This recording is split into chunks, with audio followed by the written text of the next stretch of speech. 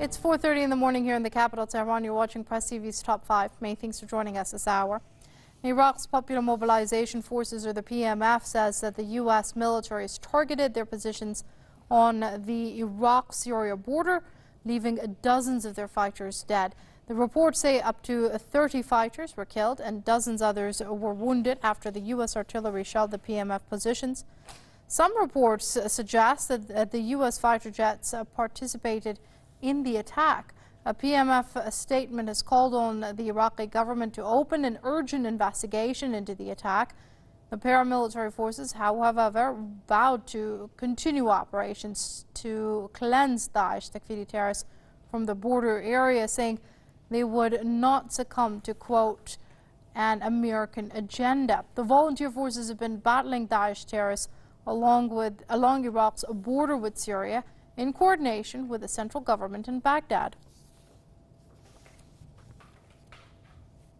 Let's speak to Mike Harris. He's the editor of Veterans Today, and he joins us via Skype from Arizona. Many thanks for joining us here on Press TV, Mr. Harris. Now, in the past, too, we have seen the U.S. target the very forces that are fighting against Daesh, be it in Iraq or Syria. It does raise questions then, what are the U.S. goals when it comes to this war against Daesh?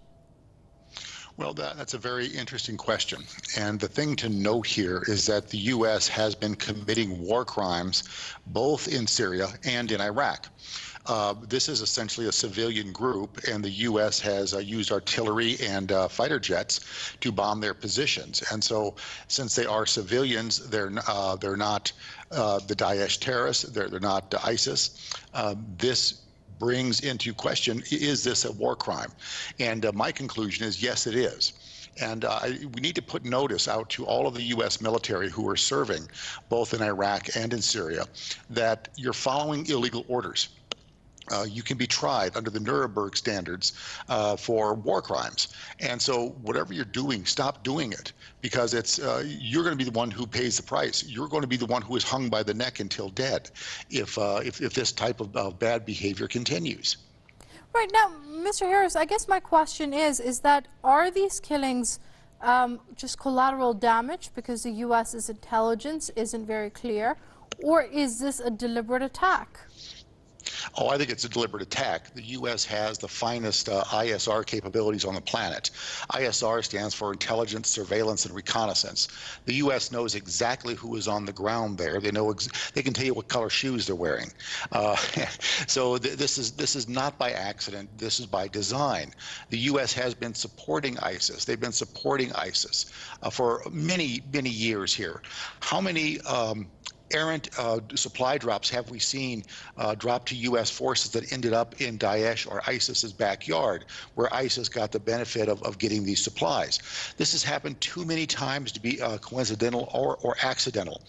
Again, the U.S. is taking a very calloused attitude towards civilian lives, both in Iraq and Syria.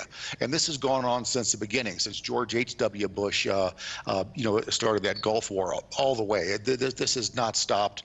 This seems to be an effort to depopulate the area of both Iraq and Syria of the indigenous peoples. All right, that's editor of Veterans Today, Mike Harris, joining us via Skype from Arizona. Mr. Harris, it's always good to have you with us here on Press TV.